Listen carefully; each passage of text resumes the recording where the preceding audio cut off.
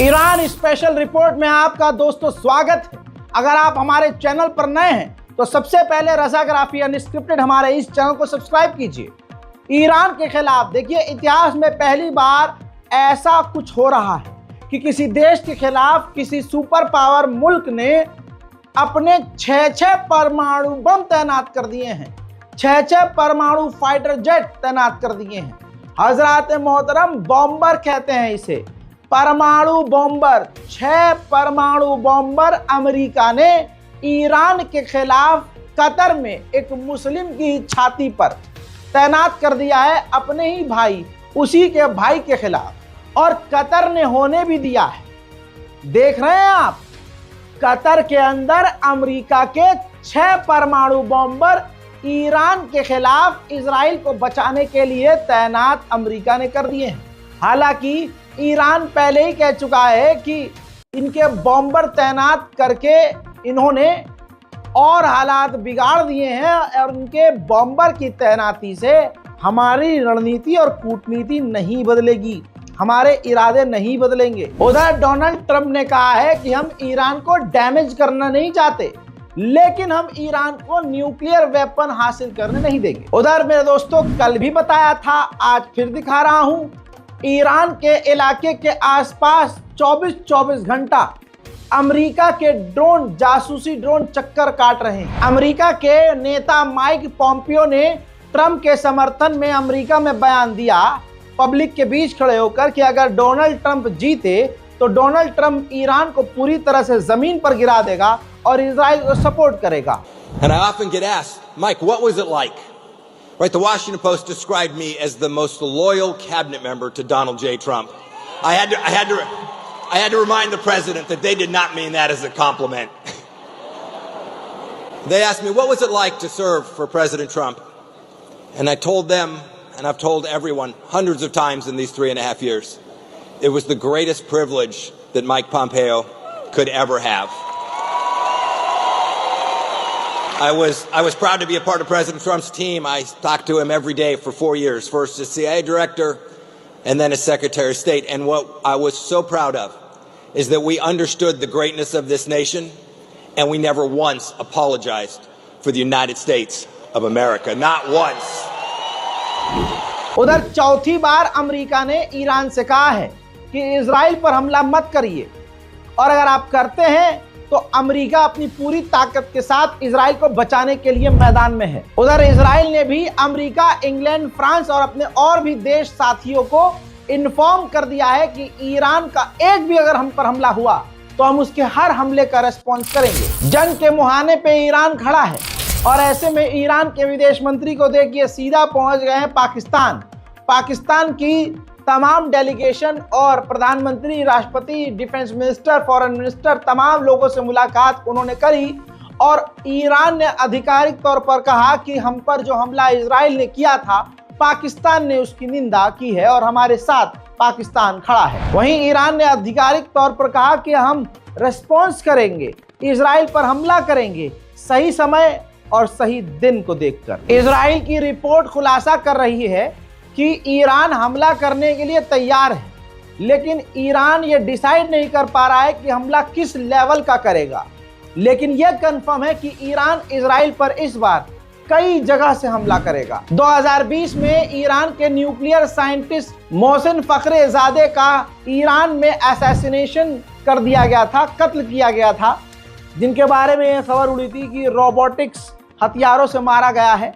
बहरहाल ईरान ने 3 लोगों को दोषी करार देकर फांसी की सजा ईरान में उनको सुना दी है। सिस्तान और बलूचिस्तान के इलाके में भी ईरान ने एक बार फिर से 10 आतंकवादियों को गोली मारकर कत्ल कर दिया है और ईरान ने जानकारी दी है कि ये सिस्तान और बलूचिस्तान के आतंकवादी थे जो ईरान के अंदर टेररिस्ट अटैक प्लान कर रहे थे। वहीं आपको याद होगा, एक फुटेज मैंने आपको दिखाई थी जिसमें ईरान में एक कॉलेज की लड़की न्यूड हो गई थी, यानी हाफ नेक्ड हो गई थी, पूरे कपड़े उतार कर सड़क पर घूम रही थी। ईरान ने उसको गिरफ्तार कर लिया और खबर यह है कि इसका विरोध बड़ी बड़ी ह्यूमन राइट ऑर्गेनाइजेशन ने किया, लेकिन हकीकत ईरान ने बताई कि वो लड़की बेचारी है, वो वक्त की मारी है, वो बीमार है, मेंटली तौर से वो पहले से डिस्टर्ब है, जिसकी वजह से उसका इलाज चल रहा है और उसको इलाज के लिए भेज दिया गया। वहीं ईरान के विदेश मंत्री ने कहा कि अमेरिका में जो इलेक्शन हो रहे हैं उससे हमें कोई फर्क नहीं पड़ेगा, ना उनकी रणनीति चेंज होगी ना हमारी पॉलिसी चेंज होगी। ما برای انتخابات ریاست جمهوری آمریکا و اینکه چه کسی انتخاب بشه خیلی ارزشی قائل نیستیم که مثلا تعیین کننده سیاست‌های ما باشه. بعضی مباحث مطرح میشه که اگر فلانی بیاد موضع ما در مقابل جنگ غزه یا آرمان فلسطین یا رژیم صهیونیستی چه خواهد شد، اگر اون یکی مثلا بیاد چه خواهد شد. این گونه مباحث هست. نه واقعا مواضع اصولی کشور، راهبردهای کشور که قطعاً تحت تاثیر هیچ چیزی یا این چیزها قرار نخواهد گرفت. تاکتیک ها ممکنه که عوض بشه یا تاکتیک ها ممکنه مثلا یه تأخیری رو ایجاد بکنه یا تعجیلی رو ایجاد بکنه. این همونی उधर अल्हम्दुलिल्लाह WHO को बड़ी कामयाबी मिली है।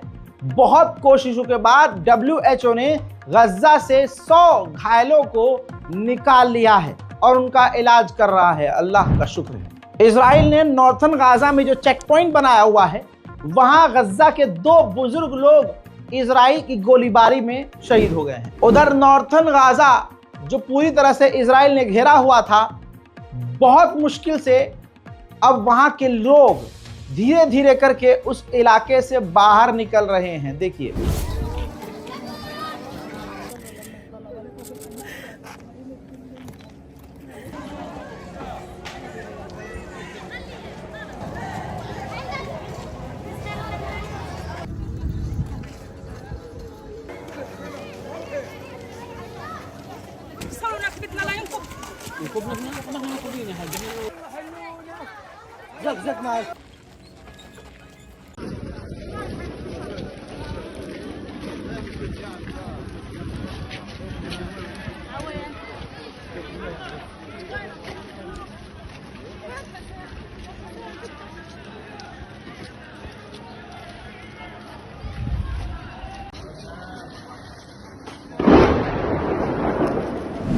अब जरा यहां पर आपकी तवज्जो चाहूंगा कि गाजा के अंदर पीने का पानी और खाने के लिए खाना नहीं है। खाना एक वक्त के लिए ना भी मिले लेकिन पानी बेहद जरूरी है। बमुश्किल पानी जैसे तैसे गज्जा में किसी इलाके में अगर पहुंच रहा है तो इजराइल उस पानी के टैंकर को ही बम मारकर उड़ा रहा है। देखिए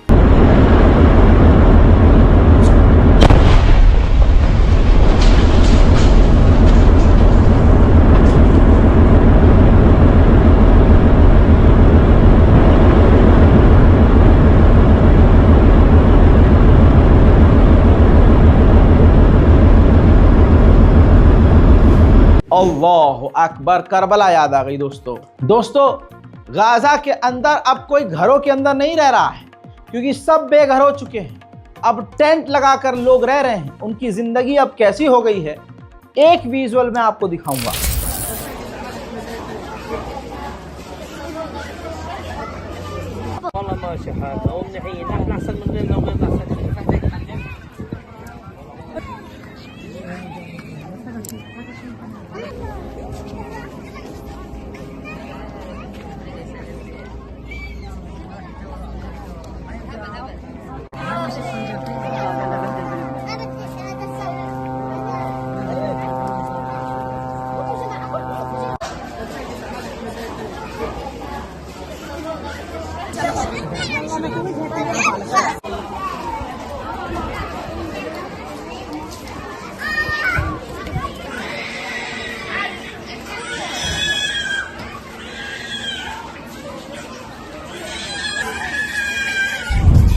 फिलहाल की दोस्तों इस रिपोर्ट में इतना ही।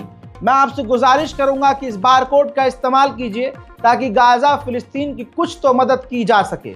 मैं ये नहीं कहूंगा कि नहीं, यहाँ आप जरूर कीजिए क्योंकि ये अपने अपने ईमान की बात है। अगर आपका दिल गवारा करे तो आप मदद के लिए आगे आइए और अगर हमारे थ्रू नहीं तो आप भारत की राजधानी दिल्ली पहुंचकर फिलिस्तीन एम्बेसी सुबह 10 बजे के बाद शाम को 5 बजे से पहले जाकर आप वहां मदद की रकम पहुंचा सकते हैं।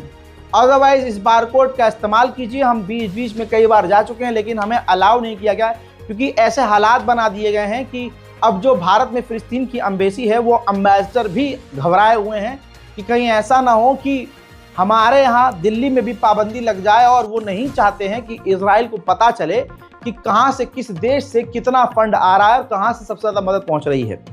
और कई लोगों ने इतनी रील्स बनाई, इतनी वीडियोस बनाई हैं कि अब वो वायरल हो चुकी हैं। मैं पहले ही बता चुका हूं, और ये हमने एम्बेसडर से खुद बात करके पूछा था, उन्होंने खुद ये बताया था, बल्कि वो वीडियो दिखाया भी था जो वीडियो वायरल हुआ रील पर। तो उन्होंने कहा कि हम ये सब नहीं चाहते हैं क्योंकि इससे हम मुसीबत में पड़ेंगे। तो हम ऐसा काम क्यों करें जिनकी ज़िंदगी पहले से मुसीबत में है, दिखावा करने के लिए हम क्यों उनको और मुसीबत में डालें। फिलहाल की इस रिपोर्ट में इतना ही। इस रिपोर्ट को शेयर कीजिए, दुआओं में याद रखिए। मैं हूं रजा और आप देख रहे थे रजाग्राफी अनस्क्रिप्टेड। जय हिंद।